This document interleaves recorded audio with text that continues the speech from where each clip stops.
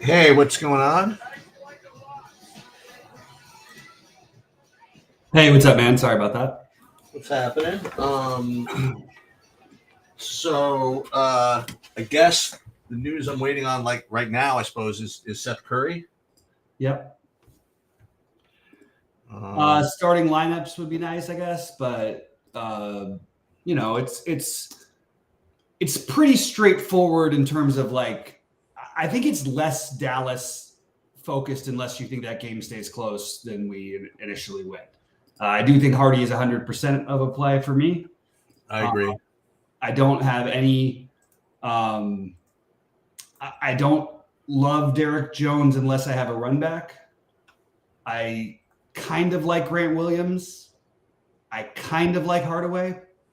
Curry, obviously, because of the value, would be appealing. It is the front end of a back-to-back, and because of Curry's injury history and in general, and Hardaway, he and Hardaway would be like the first guys who are, when you can see that if you see the games going out, getting away from you, they might just not play it. But if it's not like that and they can keep them in the game, the problem is there's a lot of that. And then you've got the Lawson and the Prosper who are speculative. But if you take the angle that Houston wins by a lot, but also that, that some of these other guys are going to get run. We don't even know if Jaden Hardy's going to start, by the way. No matter what, he's still going to be a lock for me.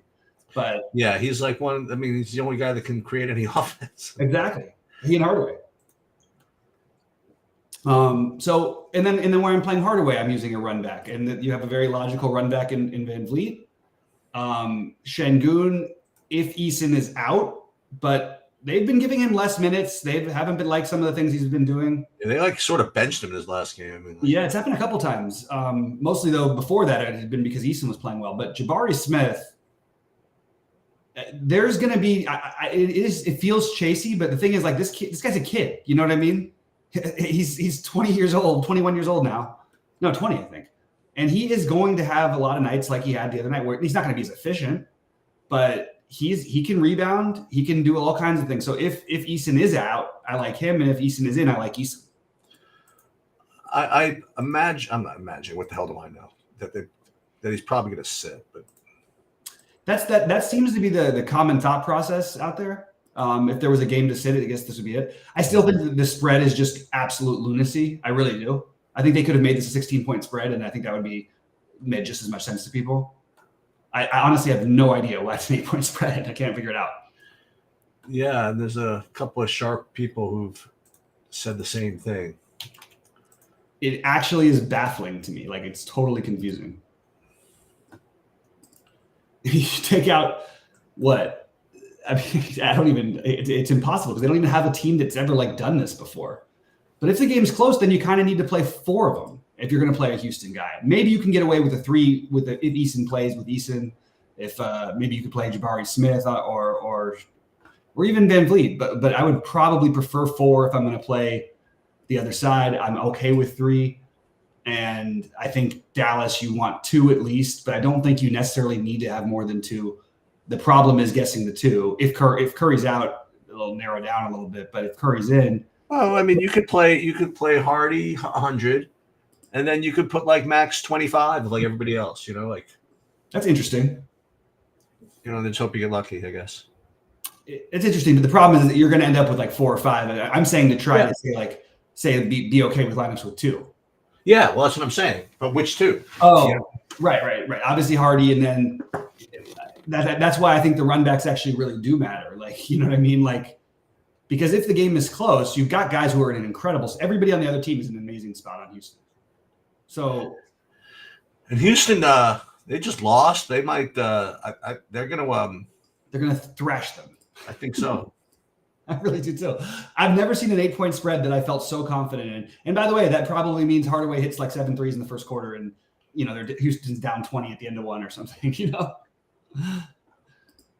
But I think that's where the slate starts, is those guys. And then for me, I'm way overweight this Embiid stuff. I don't even understand the reason why not to.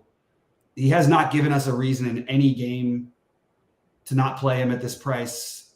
I mean, honestly, I could make a really strong argument that you should lock him in. There is blowout stuff, possibly, I guess, Embiid. Okay. I mean, remember that game is as the same exact spread as the Houston game. So, but Embiid just every night, even in those spots, like where he's played in the minutes in the 20s, didn't get his fourth quarter, he still gets to 60, 65 or 70 every time. And I just don't know why we would turn that down. You know, a couple of guys who I like a little more that kind of fit kind of a contrarian type build would be guys I mentioned like Bam Adebayo. I really like Hero. I can play both of them actually. Love Hero and love Bam, and I think you can play both of them. Yeah, Problem is, and Trey's been doing really, really well. I mean, I don't know if you can play all three, but that's something. An interesting little, I don't want to say narrative, whatever it is, but with respect to the Drew Eubanks thing. Now I know that he can't really guard him because he's like a little smaller, but but Mitu, he did play with Sabonis at Sacramento. So maybe they give him a little bit more of a shot to know how to guard him. Maybe, I don't know. Yeah. So at the moment, I have Mitu at like 70%. Yeah. Okay. I'm overloaded on that. I also, he's going back to Sacramento. They liked him there too. Like, I think he gets minutes tonight. And there's a lot of ways for him to get minutes too that don't just involve him guarding Sabonis. You know what I mean? And on the other side of that,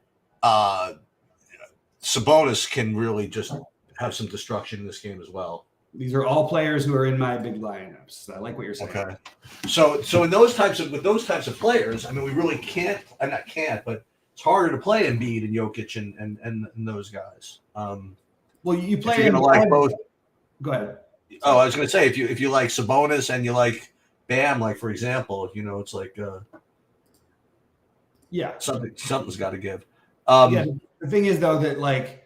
There are a lot of guys who can get to that 7, like they can get like the 70. This is gonna be a very high scoring night.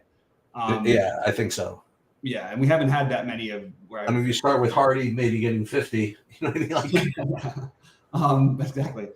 But you got so take like Embiid and Jokic. What are they both gonna get 50? That doesn't happen ever. You know what I mean? Who? Embiid and Jokic. No, so they'll get 65 each. I mean. If they get 65 each, you should make a really again. This is the problem though. The strong case is that they're just going to absolutely crush like all the time. They're always getting 6x, and sometimes they're getting 8x on a high price tag or whatever. But does Sabonis get to that number enough to do some to make him the that's the question. Just so you know, only because you like playing him sometimes. Dennis Smith Jr. is back tonight. I don't know if he's going to play much for Brooklyn or whatever, but he'll take some minutes out of the other Brooklyn guys, I think. It made me feel better to not play the Brooklyn guys who I actually liked also. I like everybody in this. But I think there's a lot of guys who are going to have big games tonight. Jamal Murray we talked about earlier, and he's not getting very much love. I think he's a terrific play. I think Jamal Murray is an 8K plus player in a normal situation. He's just working back from the injury, and I think he's working back. But then again, I mean, he's working back from it. Is this really the game to? They're going to play on Christmas, I presume, right? Yeah. Okay. Yeah. For what it's worth, the only TV game tonight is the Warriors and Wizards. Yeah, and that game is a shit show. It's a shit show. Jordan Poole is in one of my big lineups. I'm not going to fade this. This is 100% what you do. Look, D'Angelo Russell ended up getting there, by the way, on 7 of 19 shooting. He took 17 shots. Took 19 shots and made 17 points. But he was terrible. But like this is the same kind of a thing, but a much bigger scale. So this is the way MMA betting works, is with props and all that stuff. If there were a bet on, like say, based on what I've heard today, if there were a bet I could make on Jordan Poole, like over under like shots taken, the under would be just all the value because everybody would be piling on to the over. Right. Because of the narrative. And I don't know what the efficient number is, but it would definitely be too high, whatever it is. But as far as DFS goes, I mean, it's kind of hard to not play him in that type of environment. You know what I mean? Like 1%, 1 or 2% ownership. Yeah. I don't think it's going to be. I think at the end of the day, I think people will bite into that. No, but they would. But there's just too many good plays that make it hard for you to play them. And you also get the benefit, by the way, that there is that 2-game slate that you could play, so you don't really have to play Poole in the main slate. You know what I mean? Like, so people might say, I'm not playing him in the main slate, but I'll play him in the late one. No, that's actually a good point. But also projections are just going to hate him, and for good reason. By the way, the weird thing that's scary a little bit is like, even what if he's hot and playing well, or what if he decides not to shoot as much as he's playing well, but he's still trying to initiate everything for other people? That's like, he could literally have such a bad real life game that he has like 24 first quarter fantasy points, but they're down by 25 and he barely gets to play the rest of the day. Or maybe he does though. I think you have to take some shots on him. I just don't think people are going to play him because they're going to spend down for Dallas and they're going to spend up for, the millions of the Kevin Durant's, which makes sense. The obviously the Embiids. They're just going to stars and scrubs it. So if you play those guys in that range, like Murray, that's why Murray's getting under-owned. So if you play like Murray and Poole together, you're just going to have a unique lineup. If you play Murray and Poole together, you will definitely have a unique lineup. And Murray's like a legit, really good play. He's even projection is like a really good play. It's just the way people are going to build. And he's point guard only, and you already have one point guard spot automatically locked up, and there's great centers. So it only gives you one position to play another point guard. But do you have any leans on these Dallas guys? I mean, like aside from Hardaway, you know what I mean, and Hardy and Curry. Do you have any leans on those other guys? That's the problem I'm having. Well, obviously, but I mean, we're just talking. I mean, I don't know my answer right now. Like I know that here's the way I'm playing it. I'm playing the Hardaway, Derrick Jones lineups with a run back from Houston now. And what's that logic again? Because those guys are only playing in a close game. Derrick Jones Jr. is only benefiting from his minutes and his activity on the floor. He doesn't benefit at all. He's not going to create shots at all. Okay. It's going to be extra shots. Maybe he gets a couple extra 3 looks or something. So I don't think he's a good play like on its own, unless you think the game's close. I think it's very, very hard for me to see that. I actually think his projection is way off. I like Grant Williams better, to be honest. He is also can do nothing and stand in the corner sometimes, but in these situations, like, it's a little different. And I think you might see a little bit more activity out of them, and just because they haven't had this with nobody there, and without Kyrie, even already, he's had some much improved games anyway. Neither of them are usage guys, but that's why I'd rather focus on the usage guys. The problem is they really only have Hardaway and Hardy, who are guys who have any usage. Nobody else has any on this team. And by the way, it wouldn't be a bad idea if I were them. I probably would start with Sean Holmes tonight. Save Dwight Powell for tomorrow night. And why not let a guy who's at least active out there and going to score on offense? They're going to keep Hardaway off the bench, right? I thought they would. I think they will. The weird part is that it's also like every projection system has Hardaway starting, Curry on the bench. I think that there's going to be if Curry's out, I think that there's going to be somebody starting that we've never heard of who's going to be a terrible play. Or he's going to be a really good play because those guys are. So you're right. He can't be a really good play if he gets that owned. But yeah, that's what I'm saying. I think he's going to show up with that green check mark. He's going to be 3K, and he's going to be like 14%, and he's going to play for like 12 minutes. Yeah. I don't know who it's going to be, but somebody. You like anybody from Golden State at all? Probably not, right? Kuminga? Kuminga I like. I think that he's just gonna. It's just a good game environment for his type of skill set, and he probably gets some blowout run too. Between Prosper and Lawson, any lead? That's the toughest question. I think I got that question in Discord today, and I said that I will have the exact same amount of both of them at this moment. Okay, that's an answer. But if Lawson starts, which is possible, then I would consider Prosper as a really interesting play. Like, I don't know. It's like I like the one. I like the idea of one of them starting and playing the other one. And look at this one. So, who is your? He'll be a good question. Who's your favorite? Any position, 5K. Let's say between 5K and 6K. Let me just look at my ownership real quick and see who I have in that range. Oh, I actually don't have hardly anybody in that range. That's what I'm asking. I said some Derek Jones Jr. and some Kaminga. Yeah, those are the two guys, right? Those are the two. What about a Kongwu? Oh, 6K. I like Tari Eason if he plays. Right. No, I need 5,600 to be the top of my range for this one. 60. Derek Jones Jr. 53. Yeah, he's the logical one. I mean, he's gonna play, right? I mean, like he's gonna start. I mean, he starts every game. Be weird, not. I mean, he just doesn't do anything though. But he has been a little bit better fantasy wise this year, like to be honest. And his usage is not. It's still like in the teens, but it's a little bit better.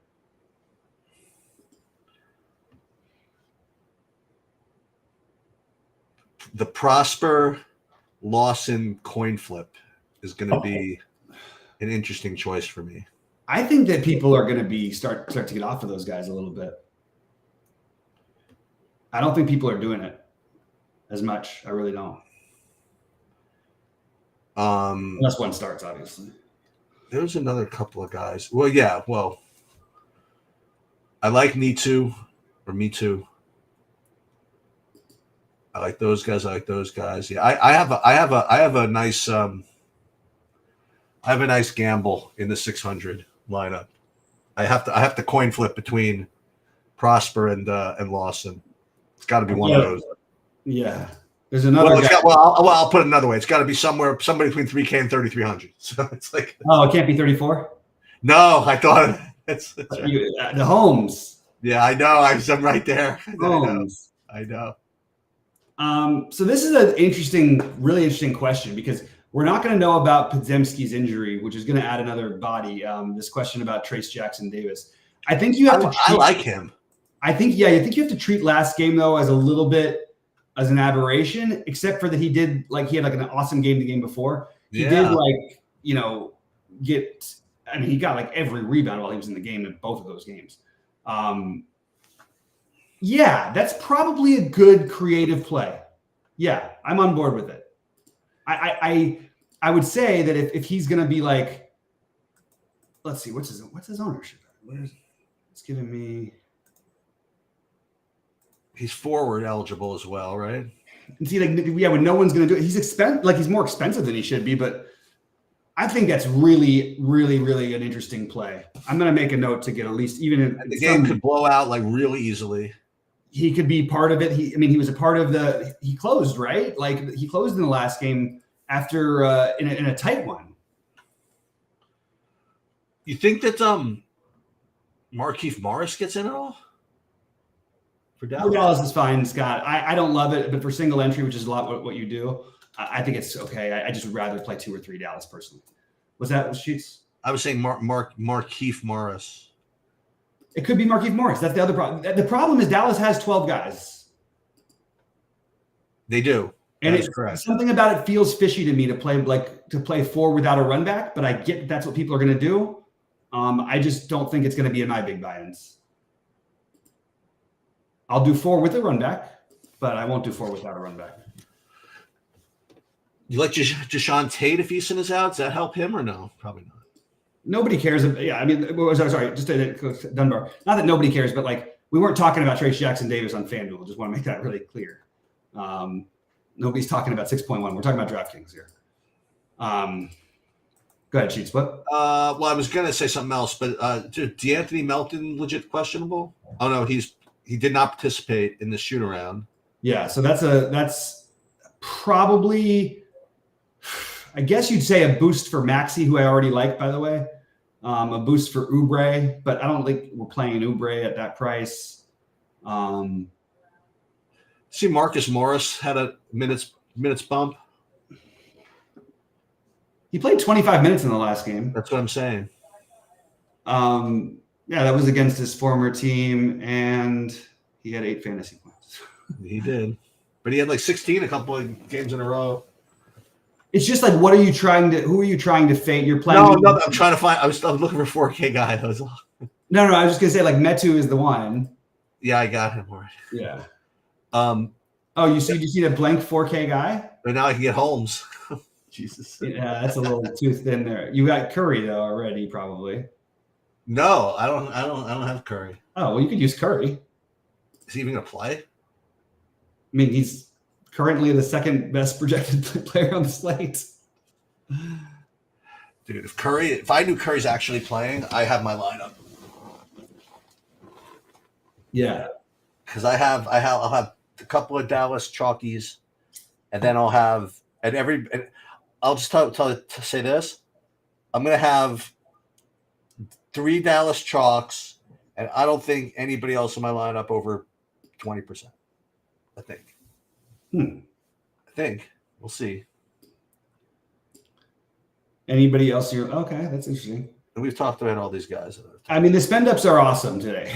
Just then again, Mitsu's probably going to be I think he's going to be chalkier than I think. Depends on whether he's. Well, that's the thing. It doesn't depend on whether he starts. It probably does because there's enough to like in the late games where you have a little bit because you're probably going to already have Eubanks.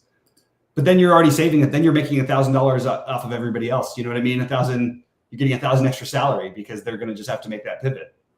How do I get Seth Curry to be not in the utility? That's what I need to figure out. I don't think I can do it. Maybe Metu does end up. Yeah, I think he's going to end up. It is weird how the projections have jumped all over on him today. Sorry, go ahead, Sheets. I'm sorry. No, nothing.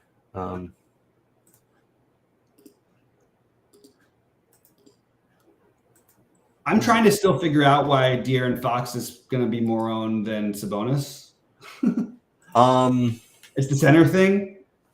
Yeah, I currently forced in like 25% Sabonis. Oh, and there's another little bit of funky. Are we missing something on Sabonis? Because it seems like such an obvious. If you're not going to play the spend ups, or well, that's the thing. People are going to be doing that. I think they're going to play a lot of it in whatever. But another a weird, not weird, but a questionable is a Kogi. From the Phoenix game, I think. Let me see. Oh, he participated. He participated in the shoot around. Questionable for Friday. Oh, the other guy I thought of playing Caleb Martin. Yeah, Caleb Martin, Malik Monk. There's some good plays there that are going to get a little bit over. Martin will be more popular because, well, not more popular. Like that's more of an easy thing to do because the Monk thing, I'm telling you, it's going to, sometimes Sheets, we talk about the plays and sometimes it's more important to identify the positions. It's all point guard and it's all guard and center today. Let's put it that way. So like, I actually think, okay, if Curry plays, because you have Curry and Hardy. I mean, I'm just saying what people are going to do. Right. It's going to be eat up right there. Curry's going to be 60% owned if he starts. Hardy's going to be 95% owned, and that's 2 spots gone. So then you're going to have the centers, Eubanks, Embiid, super popular. Yep. And then you're going to have 1 guard spot. That's mostly going to go to Van Vliet. So basically anything else you do can't be overly high owned if you do anything to get away from that type of build. Now, should you? I actually think the guard position is almost as strong as the center position today. So if for me, it probably will end up going that way. But you have to remember that's what everyone else is going to do also, or at least all the people who are max entering, all the parentheses people, as you'd say. Right. So to get anything different than that is definitely going to be a little bit unique, even if you use a lot of the same players. You know what I mean? Also, like nobody's going to have I'm not saying you should do this, but if you wanted to go, okay, well, I'm okay if I get 20 points out of Metu or 15. I actually don't like doing this in general, and maybe it's just bad to give up a spot tonight because I think there's so many plays. But I could see Metu and Eubanks both getting there easily. Yeah, I think that in the same game. Yeah, I think they could play together. Mm-hmm. Remember, Metu goes. What's great about him is he guards point guards and he guards centers, so he can do a little bit of it all. Oh, here's a good question from MC. Who do I like 89? Who do we like 88 to 99? I think the logical answer is Durant, and I think that Hero is the best tournament play. I like Hero a lot. So that's what I would go with. Or you could throw Bam in the mix too.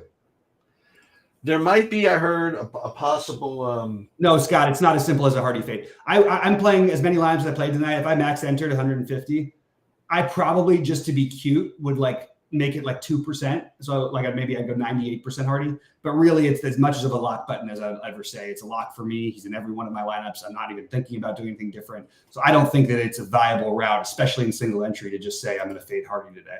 And if he doesn't start and somehow his ownership drops, oh boy, give me all. I'll take all of it. You know what I mean?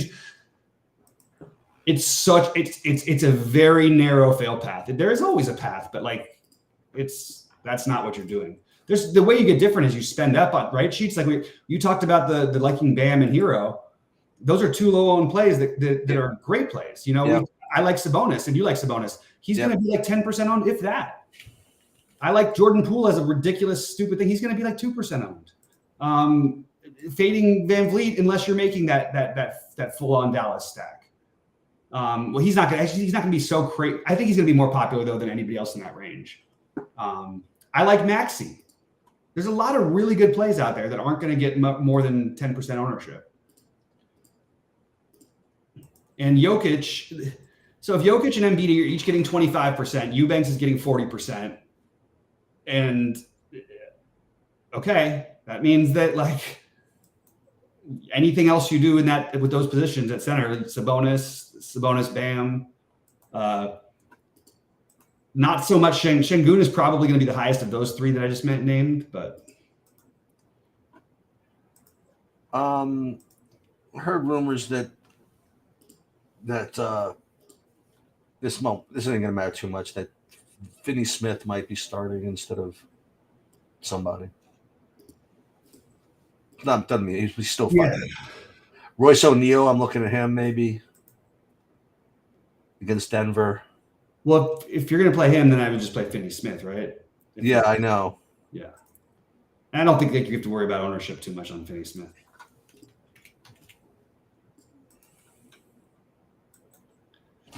All right, I'm going to go rebuild my lineups in a few minutes, guys, but ask any questions, say anything, because I'll have a few extra minutes because I don't have as much in the Philly game, and it's all on the Philly side. I do think it's a good look. Any of the players on Toronto all look fine to me, but I just first game without knowing about Curry, I like some of the later stuff a little better anyway, so I'm just going to stick it to Embiid or Maxey unless we get both Melton and Covington out or something like that. When's the last time Christian Braun did anything? He's had a couple of games. It's just, what are you looking for? Yeah, no. I'm curious. I'm actually like, I love Christian. No, I'm just trolling around for a small forward or 5K.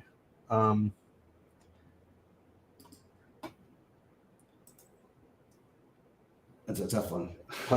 Play Prosper and leave 2,000 on the table. Yeah, I don't like anything there. Has to be small forward. Well, this is America. It doesn't have to be anything, but Michael Porter Jr., we like him at 6,300. Can you shuffle the pieces around and make it Grant Williams? Yeah. Yeah, he's 4,700. Yeah, I can do that. Who did you say, Sheets? No, I was looking at Michael Porter Jr. maybe. For 5. Oh, he's not. But he's an interesting play, though. Yeah. I can make a good case for, I feel like, any of the Denver starters, too. Oddly, Jamal Murray, because, again, the positioning is going to be the lowest owned, even though he projects better than the other ones, you know? Because it's just that guard spot. It's so hard. Another thing to be careful about with Washington, I mean, you can look at this one of two ways, but they're on the second end of the back-to-back anyway. Yeah. And not only that, but this is their last game for like a week. It's actually an interesting point about not getting smoked. It's kind of a weird, but yeah. So, look at it two ways. Number one, if they're down, they're like, all right, screw this, I'm going home for the holidays. Or like you said, normally like you'd be worried about some of these back-to-backs, but like Gafford, who's been freaking just on fire like every freaking game. Yeah. He's got give me one more great game, and then you can go back home a freaking hero. It's like. It's interesting. Just a horrible situational matchup because the problem with Gafford is that they tend to like to go small, playing in the East where they have more true centers, but you don't have a true center for Golden State playing most of the time, which is probably going to kill him. But I like the idea of the play with that thinking, and it makes me feel better about Jordan Poole, by the way. Yes. And I guess the flip side of the Jordan Poole thing is Tyus Jones is killing it right now and has become like a real, like, there's a lot of Tyus Jones and Kyle Kuzma. Oh, he has definitely been killing it. And yeah, Tyus are like pieces that everybody's trying to get them apparently. For what it's well. One thing no one's trying to get what? Jordan Poole. I don't think any general manager would take him. Well, it seems as though the Wizards took him. Yeah, how's that working out for you? Not very well. Well, I mean, what? I mean, it doesn't really hurt them. I mean, they're terrible anyway. I mean, yeah. Project Mayhem says he's having some wine for. So what is it? Let's see what. Friday night, and to celebrate last night's winning. Oh, my showdown thing. I'm having some wine. White Claws for me. No, it's not White Claws. I like a kombucha, but I like wine. You don't have any kombuchas or anything like that ever. No, I don't even know what that is. I asked you once before, then I forgot. But no, I'd like. I'm probably going out for dinner with Matt tonight. We're gonna do some steak. We'll have some wine. Yeah. No. Yeah. So right now, what I'm doing is I'm getting myself equal amounts of Prosper and Lawson, so I'm not just like wildly overweight on either of them. Yeah. I want to address K9's question really quickly because I think it's interesting. So the Josh Richardson thing, I actually do think that that's a viable play. And again, it just speaks to the positioning. Like, he's the same price as Hardy, and you've got Curry there. So you have to sort of fade Curry, or you have to, then you have a very narrowed build range, and you're just having to spend up for your centers. It'll be Embiid and Jokic with those lineups. Right. So it's I think it's an interesting play. It's a play at the beginning. Well, not the beginning of the day. If there was no doubt, if Luka was playing tonight, Josh Richardson would be on like a ton of lineups. Oh, it's your birthday. Hey, happy birthday, K9. I got to get out of here soon, but happy birthday, buddy. Well, he's going to win. I hope he wins. He's just starting DraftKings, too. He's been playing FanDuel for years. Nice. No, K9 says, I got a nice thing from one of my former students. I mean, he's a superstar player now, but he won $200K last week. No kidding? He thanked me, yeah, which was a nice thing. But he's won the I don't think he won the million, but he won the $500,000 one of the showdowns a while ago, and he's won a bunch of the 6-figure NBA stuff. That's sick. Yeah. I'm like, can you repay me and teach me now? Right. Can we flip it back? What's going on here? What does he play? But he plays everything, but he's sometimes he'll play like a ton, like a million lineups. Sometimes he'll just play like one lineup and he'll win. Like it's really he's a little bit more all over the place than some of the other pros. A little bit like me, except for the winning part lately. But tonight we turn it around. Yeah. All right. Good luck, everybody. I'm gonna get back to my builds if that's all right. Oh, sounds good. All right. I will. I'll see you guys. I'll see you guys over the weekend at some point. Yeah, sounds good.